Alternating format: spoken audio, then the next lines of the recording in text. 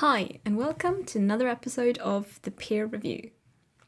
Today, I want to look at two novels which both feature and draw much of their plot and themes from the 9/11 terrorist attacks, namely Don DeLillo's Falling Man and Thomas Pynchon's Bleeding Edge.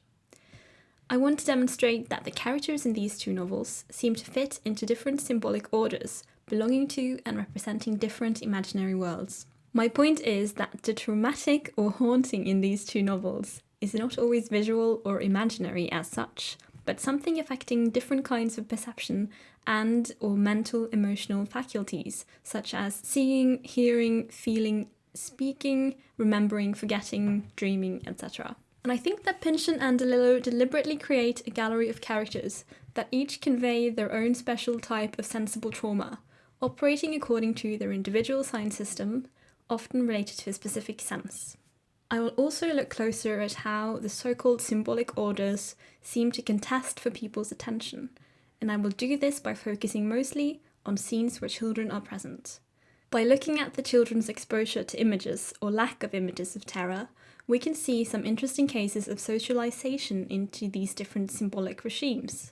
It's interesting to look at the child characters, namely because they are not solidly fixed into one regime or another, but through little choice of their own, find themselves in intersections of contesting symbolic regimes, represented by different caretakers and authority figures. Grown-ups, on the other hand, are more solidly fixed into systems of beliefs and ideas, and so on, and are for the most part already entirely socialized into some part of society. From time to time, having to choose between these different symbolic regimes may seem even more dramatic than the actual context of the systems, the context being specific violent images. This idea is already a subject of Kafka's Diaries and Letters, which in turn is commented upon in Deleuze and Guattari's Thousand Plateaus. Here, language and bare information itself is given agency. Information is something that emits, transmits, observes, orders and commands. Language is not life, it gives life orders. Life does not speak, it listens and waits. Every order word, even a father's to his son, carries a little death sentence, a judgment, as Kafka put it. The notion of the world consisting of several such systems is not new, and is of course quite prevalent in continental philosophy. Such worldviews, where symbolism, language, ideas seem to have some hegemonic power over people's everyday lives and thought in general, were of course very popular to identify during the 20th century. We have Gramsci's hegemonies, Deleuze's planes, lines and territories, Foucault's and Agamben's discourses and apparatuses, Lyotard and Kuhn's grand narratives and paradigms, Lacan's symbolic orders, Adorno's industries, Nietzsche's perspectives, Ricoeur's prefiguration, Heidegger's view of language being the house of being and in der Weltseins, and if we go back a few hundred years, we also have Kant's Weltbild and Weltanschauungs, etc.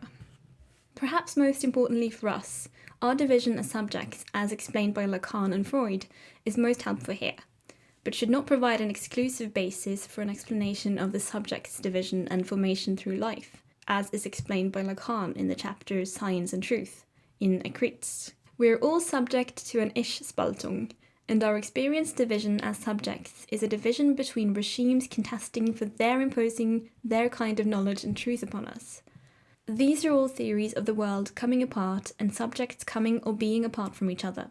Also, considering that trauma is not always something resulting of physical attacks or even real things, often stemming from images in media, art, books, etc., I try to keep in mind the term imagined trauma as a term instead of the more widely used concepts secondary trauma or vicarious trauma. This is partly a play on the term imagined communities by Benedict Anderson, denoting communities where members do not interact face-to-face in daily life, but are nevertheless imagining living in a shared community. Such communities are historically held together by paper and were called paper capitalism. But now we also understand imagined communities through information streams, such as electronic media and the internet. So that basically sums up my theoretical background.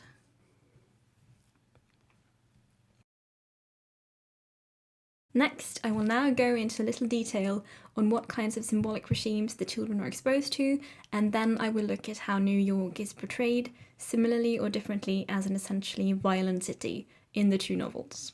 Just so you know, I won't necessarily focus on the main characters, as their stories and traumas are quite obvious and unnecessary to dissect. But I will look mostly at the children of the main characters because of the points I made earlier about socialization and so on. So first, I will look at the novel Falling Man by Don DeLillo, which came out in 2007, 6 years after the 9/11 attacks. And for those of you that don't know, the novel takes its title from a famous photograph by Richard Drew, which bears the same name as the book. And as you can see, a lot of the book cover tries to draw on this connection, as well as looking at other kinds of symbolism tied to the 9/11 attacks.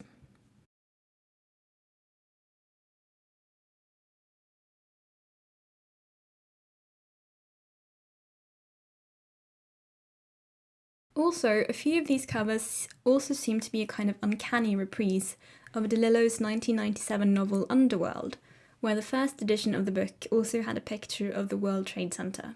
So, let's look at some of the book's characters. Justin is the child of Lyanne, a freelance editor, and Keith, a lawyer who is also the main character of the novel.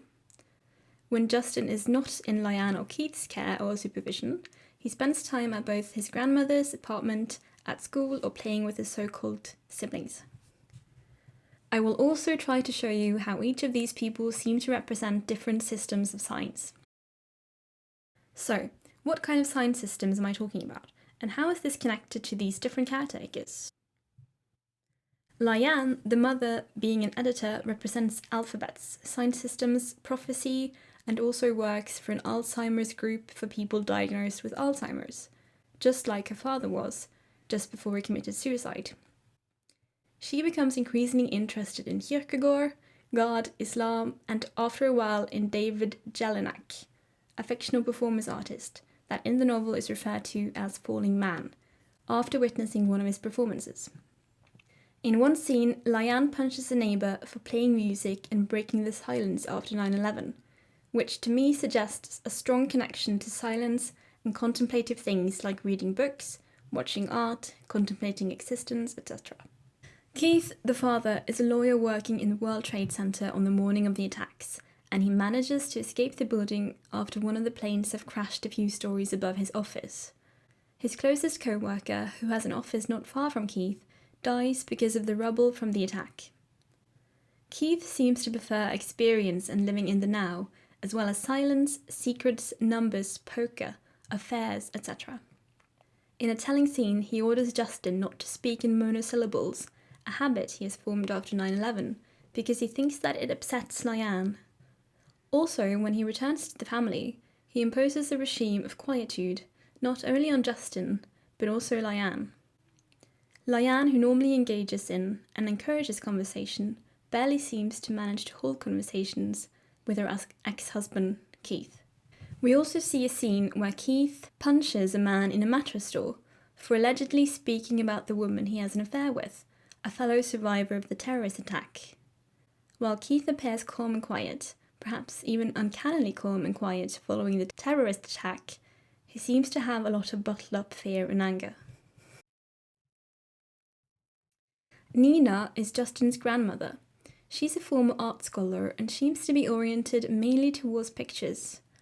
Her intellectualization of life and focus on art seems to be as extreme as to be negligent of other people in life, as illustrated in a quote from Falling Man. She watched, Lyanne did, feeling something familiar and a little painful, how Nina at a certain point began to consider her invisible. These superficial and distant ways of not relating to each other is of course typical in several of Don DeLillo's novels, both through his emphasis on postmodern ways of being, where we often relate to each other through screens, electronic devices, or otherwise what could be considered simulacra and science. But given each character's own traumatic experiences, Keith as a 9/11 survivor, Lyanne and her father's suicide, and her mother Nina aging and dying, it may all be different psychological mechanisms proper to each individual's system of science.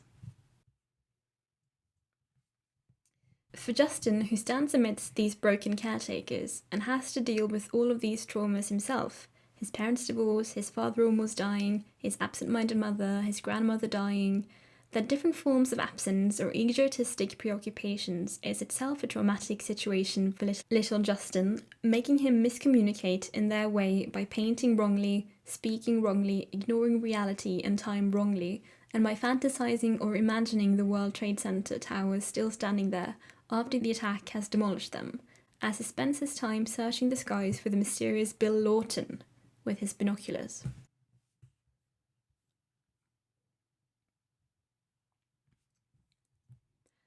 So now let's look at Thomas Pynchon's Bleeding Edge, which came out in 2013, but which also deals with the 9/11 attacks. While the attacks don't play a very central role compared to in Falling Man, it nevertheless looks at the event from some different angles. Ziggy and Otis are the children of Maxine Tarnow, private investigator specializing in fraud, and Horst Leffler, who invests in commodities and holds an office in the World Trade Center. So just as Keith, he works in the World Trade Center, but circumstances makes it so that he isn't in his office during the attack. Also, Ziggy and Otis are often at their grandparents' house, where they are exposed to multiple conspiracy theories about 9/11 and whatnot. Of course, the similarities are many, and one can't help but thinking that Pynchon has used Falling Man as a model for much of his own book, so at least to some extent, some hints of intertextuality are present here. For example, divorce, and then attempted and awkward reunification of parents, children staying at grandparents' houses, fathers working in the World Trade Center, grandfather and step-grandfather interested in or tied to conspiracy theories, violent scenes of New York are a few central commonalities. In the opening scene of the novel, we are introduced to Maxine, Ziggy and Otis in a New York street scene with potentially murderous cars, quote, whose idea of sport it is to run people over. On their way to Kugelblitz School, which is a school founded by the fictional psychoanalyst Kugelblitz, which is German for bullet rain or ball lightning, and was also the name of a self-propelled anti-aircraft gun used in World War II. The novel goes through a quick summary of the school's principles, and we can see easily that Kugelblitz's psychoanalytic stages seem like a parody of the well-known Stages of Grief by Elizabeth Kubler-Ross. The idea of Jewish New Yorkers being hypochondriacs is of course a cliché, perhaps most famously popularized by Woody Allen. But as we see in both novels, all characters seemingly have multiple reasons for needing therapy. The fact that Ziggy and Otis are already in psychoanalysis, in a sense, by going to psychoanalytic school is perhaps satiric, but could also suggest that children growing up in New York, which was known for being a quite violent city a few years ago, would, in a way, always already be in need of psychoanalysis.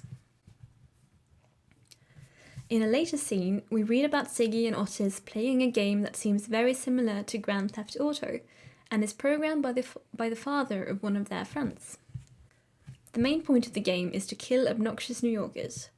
While she openly worries and complains about the level of violence in the game, Maxine is shown that the game is bloodless, and I quote, "Too late, from the shooter's edge of the screen emerges the front end of a Heckler & Koch UMP-45, which swivels to a point at the human pest, and accompanied by a bass-boosted machine pistol sound effects, blows her away. Clean. She just disappears, not even a stain on the sidewalk. See? No blood, virtually non-violent." My point here is not to suggest that watching violence makes children serial killers, but that this scene seems to build to often repeated claims that New York or the United States is a violent culture, or at least that a culture of violence is conveyed to children from a very early age by different entertainment industries and power apparatuses. Cicella Bock, in her book Mayhem, cites research which shows that children leaving elementary school will have seen 8,000 murders and more than 100,000 acts of violence. There are also many other ways than video games and television of making violence a commodity and hobby for people.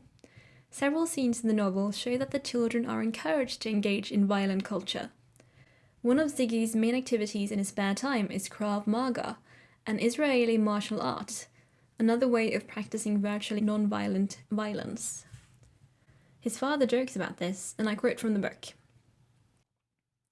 Horst, Ziggy's father, asks, "How's that Jewish ash kicking?" Ziggy replies, "Oh, coming along. Killed in the structure last week." Then Horst replies, "Awesome." Later in the novel, Ziggy's Krav Maga instructor also knocks a man unconscious in front of him.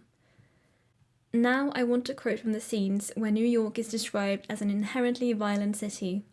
While Justin, Ziggy and Otis may not always be active or present in all scenes, they are nevertheless living in the same environment that the scenes occur in. Around them, the city that doesn't sleep is beginning to not sleep even more. Lights come on in windows across the street. Drunks out too long after closing time scream in discontent. Down the block, a car alarm starts in with a medley of attention signals.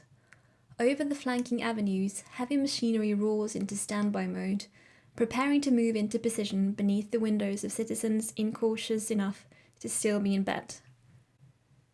Birds too clueless or stubborn to get out of town before the winter, now creeping upon the city, begin discussing why they're not in avian therapy yet.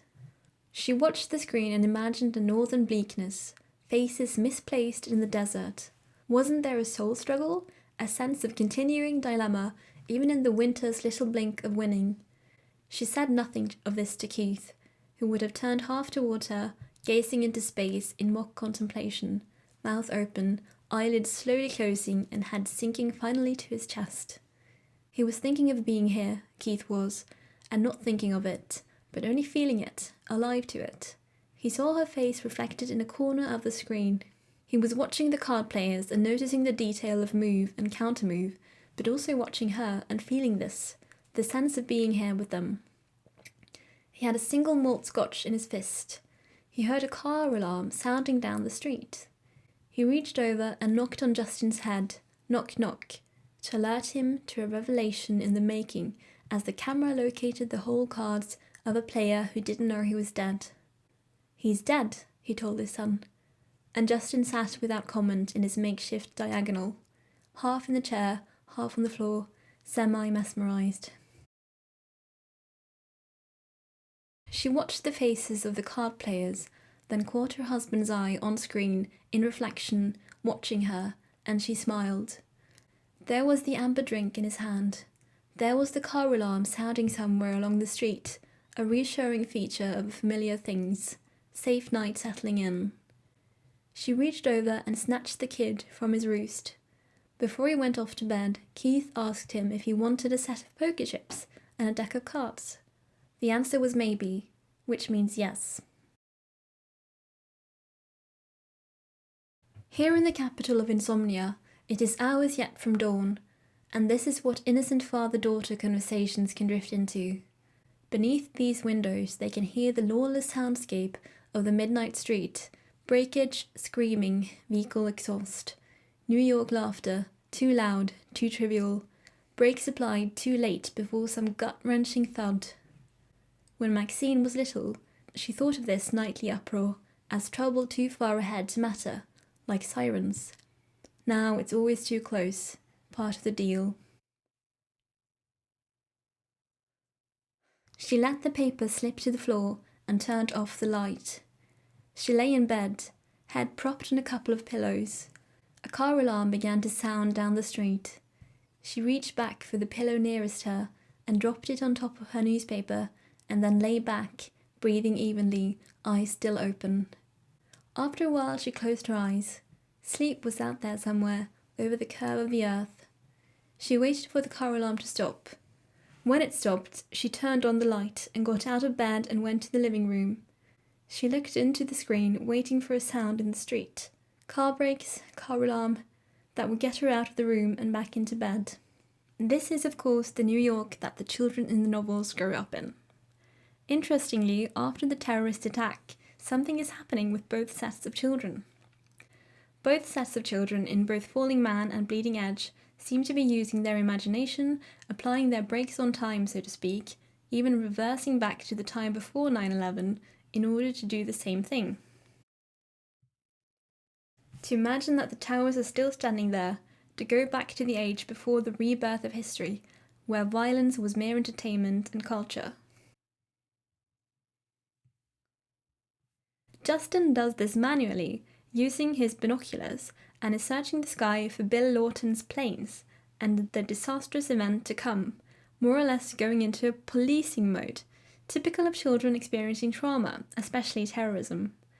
By this, psychologists mean to suggest that they see a kind of neurotic reaction in children affected by terror and violence, and these children will often play policemen, firemen, and so on, more so than usual. Ziggy and Otis also create such counter-fantasy, in which the towers are still standing. They find refuge in virtual reality or cyberspace, contrasted to the violent and traumatizing space the novel calls meat space. Might as well be homecoming down here. Next thing she knows, here's who but her own Ziggy and Otis.